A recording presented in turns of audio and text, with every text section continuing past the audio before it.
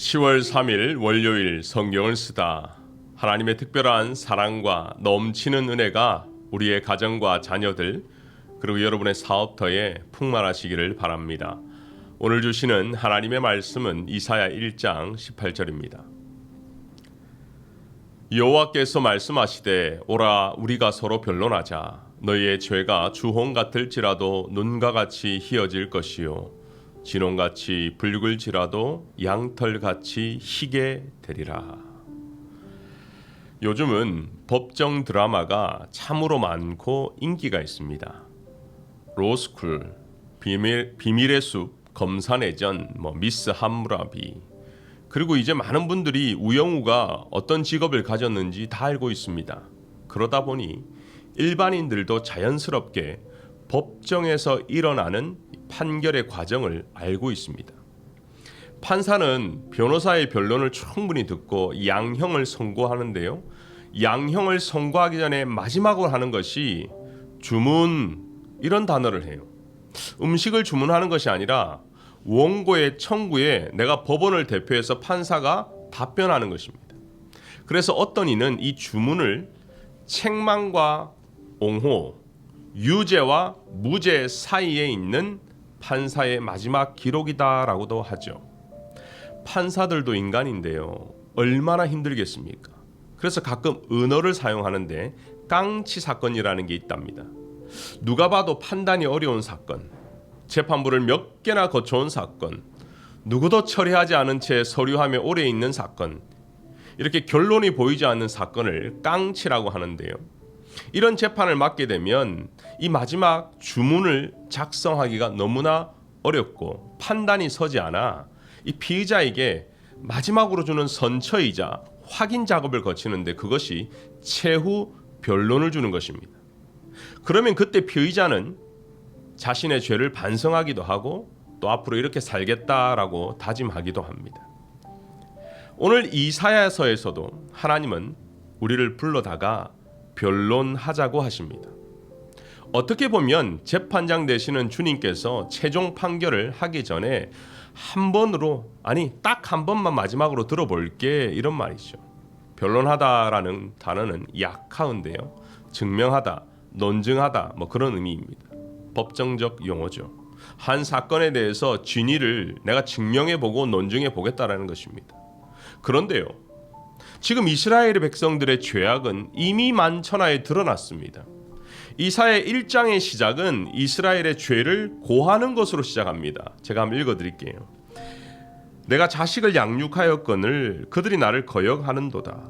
소는 그 임자를 알고 나귀는 그 주인을 알지만 이스라엘은 알지 못하고 나의 백성은 깨닫지 못하는도다. 슬프다 범죄한 나라요. 이미 죄가 다 드러났습니다. 사실 재판장 되시는 하나님의 입장에서는 최후 변론 없이 그냥 처리하셔도 됩니다. 이것은 깡치 사건이 아니에요. 그런데도 불구하고 사랑의 하나님은 우리에게 변론의 기회를 주시는 것입니다. 저는 오늘 말씀을 묵상하면서 이것 한 가지는 꼭 나누고자 합니다. 그것은 정말 저와 여러분, 우리는 자신의 죄를 알고 있는가? 그리고 깨닫고 있는가? 이 질문입니다. 너희의 죄가 주홍 같다고 알려주는 것은 이미 죄를 인정하는 것이고 죄가 드러났습니다. 그런데요, 우리는 본능적으로 죄를 인정하고 싶지 않습니다. 죄를 합리화합니다. 죄를 물타기 하기도 합니다. 한때 한국에서 사회 고위층들이 자기 자녀들을 위해서 위장 전입을 했다고 합니다. 한국에서 위장 전입하는 이유는 대부분 두 가지인데요. 첫 번째, 불법으로 부동산을 다른 사람의 이름으로 매입하는 경우죠. 또 그 다음은 자녀를 좋은 학군에서 학교를 보내기 위함입니다. 이게 언론을 통해서 드러나게 되면 부동산을 다른 이름으로 매입한 경우는 질타를 많이 받습니다. 그리고 당사자도 죄책감을 가지고 죄송하다고 인터뷰를 하죠. 그리고 벌금을 물게도 됩니다. 하지만 자녀 교육을 위한 위장 전입은 그렇게 질타를 받지 않습니다. 때로는 맹모 삼천지교다 말하면서 자녀를 위한 부모의 노력으로 포장될 때도 있습니다. 이민 사회는 어떠한지 잘 모르겠지만 이것이 지금 한국의 현실입니다. 하지만 이거 잘못된 거잖아요. 학교에서 정해진 수용 인원이 있고 한 아이가 불법으로 들어오면 그 지역에 살아가는 또 한 아이는 기회를 잃게 됩니다. 남의 기회를 빼앗은 죄인데도 죄책감보다는 때로 어떤 분은 내가 기도했는데 하나님이 응답하셨다라고 말하기도 합니다. 자녀를 위한 위장 전입뿐만 아니라 우리는 항상 욕심 속에서 살아갑니다. 욕심은 내 마음대로 하고자 하는 욕구죠. 그리고 내 마음대로 하면 반드시 문제가 발생합니다. 우리는 그것을 하나님 앞에서 죄다라고 말하죠. 야고보서는 이렇게 말합니다. 욕심이 잉태한즉 죄를 낳고 죄가 장성한즉 사망을 낳는다. 죄의 과정을 하나하나 설명한 것이죠. 그렇습니다. 모든 죄의 시작은 욕심입니다. 최근에 건축 관련 모임에서 있었던 일입니다. 현재 우리는 교회를 팔고 새로운 곳으로 이전할 계획을 가지고 있죠. 모든 성도들이 함께 기도하고 있습니다. 그리고 우리의 기도 제목 중에 하나는 현재의 교회를 공시가보다 최대한 비싸게 파는 것일 겁니다. 그래서 몇 달 전에는 얼마였는데 지금은 얼마이다. 언제 팔아야 가장 좋은 가격을 받을 수 있다. 우리의 관점에서 당연한 것이죠. 하지만 매주마다 우리 교회를 사기 위해서 방문하는 교인들도 있습니다. 그분들은요, 최대한 싸게 살려고 할 것입니다. 그들은 우리처럼 위원이 모이고 공동회의를 하면 얼마가 아니면 사지 않겠다, 가장 싸게 해달라고 하나님 앞에 기도할 것입니다. 자, 서로 하나님 앞에 각자의 소원대로 기도하는 것, 하나님은 누구의 기도에 응답하셔야 될까요? 더 사랑하는 자입니까? 아니면 더 빡세게 기도하는 그룹입니까? 자본주의 시장에서 좋은 가격의 건물을 사고 파는 것은 죄가 아닙니다. 하지만 더 많이 받고 싶고 욕심이죠. 더 싸게 사고 싶고 욕심입니다. 이것이 잉태에서 갈등을 일으킵니다. 그러면 이것은 반드시 죄의 모습을 띌 수밖에 없다라는 생각을 해보았습니다. 무심코 하는 우리의 기도 속에 세상적인 가치관, 세상적인 생각들이 자리 잡고 있지는 않습니까?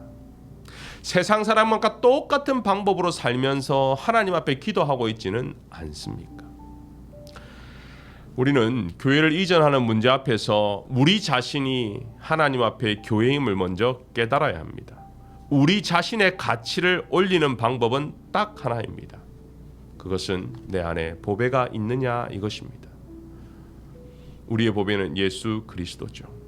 예수님의 가치관, 예수님의 방법이 우리를 지배해야 우리가 죄의 지배를 당하지 않는 것입니다. 그래서 고린도후서 4장은 이렇게 말하죠. 우리는 우리를 전파하는 것이 아니라 오직 그리스도 예수의 주 되신 것과 또 예수를 위하여 우리가 너희의 종된 것을 전파함이라. 우리가 이 보배를 질그릇에 가졌으니 이는 심히 큰 능력은 하나님께 있고 우리에게 있지 아니함을 알게 하려 함이니라. 주님이 주인 되신 교회, 빈내리 교회, 주님이 주신 되는 교회, 저와 여러분, 이 땅에 하나님의 백성으로 살아가는 여러분, 우리가 절대로 포기하지 말아야 될 것은 예수 그리스도를 주인으로 모시는 것입니다. 그분 때문에 주홍 같은 죄가 눈과 같이 희어진 것이고 그분 때문에 진홍 같은 붉은 것이 양털같이 되는 것입니다. 오늘 하루도 예수 십자가로 살아가는 저와 여러분 되시기를 바랍니다. 기도하겠습니다. 은혜가 풍성하신 하나님, 이사야 1장 18절을 통해서 우리가 얼마나 복된 자임을 다시 한번 깨닫게 되었습니다. 재판장 되시는 사랑의 하나님께서 이미 우리의 죄가, 우리의 욕심이 다 드러나는데도, 중심을 살피시는 주님 앞에는 다 보이는데도 아닌 척하며 살아가는 우리에게 변론하자고 말씀하시는 주님, 감사합니다. 다시 한번 오늘 말씀을 통해 자기 자신을 묵상하면서 내가 어떤 사람인지, 어떤 욕심을 가지고 사는지, 이것이 어떻게 죄의 모양으로 나오는지를 깨닫게 하여 주시옵소서. 그래서 죄의 지배를 당하지 않게 하시며 오직 예수님을 주인으로 모시고 예수 따라가는 성도가 되게 하여 주시옵소서. 오늘도 새로운 한 주를 시작합니다. 하나님, 우리 가정을 지켜보아여 주시옵소서. 우리의 남편과 우리의 아내와 우리 자녀들의 주인 되어 주시옵소서. 학교 생활할 때도 하나님께서 함께 하심을 통하여 세상의 학문을 잘 감당하게 하시고 지혜가 없는 자에게 지혜를 주시며 관계가 부족한 자에게 다니엘과 세 친구처럼 좋은 교우들을 우리 자녀들에게 붙여 주시옵소서. 또한 기도하옵기는 우리 사업들을 지켜보아 주시기를 기도합니다. 하나님, 함께 일하는 직원들을 붙들어 주시고 그들의 건강을 붙잡아 주시고 가족과 같은 분위기로 함께 일하는 행복한 사업터가 되도록 지켜보아 주시옵소서. 오늘도 홀로 있는 독거노인들, 시니어들, 또 병원에서 질병과 사투하는 우리 성도들도 있습니다. 하나님, 그들을 그냥 두지 마시고 위로하여 주시고 격려하여 주시고 하나님의 함께 하심을 경험할 수 있도록 주님 따뜻한 손으로, 의로운 손으로 붙들어 주시옵소서. 감사하며 예수님의 이름으로 기도하옵나이다. 아멘.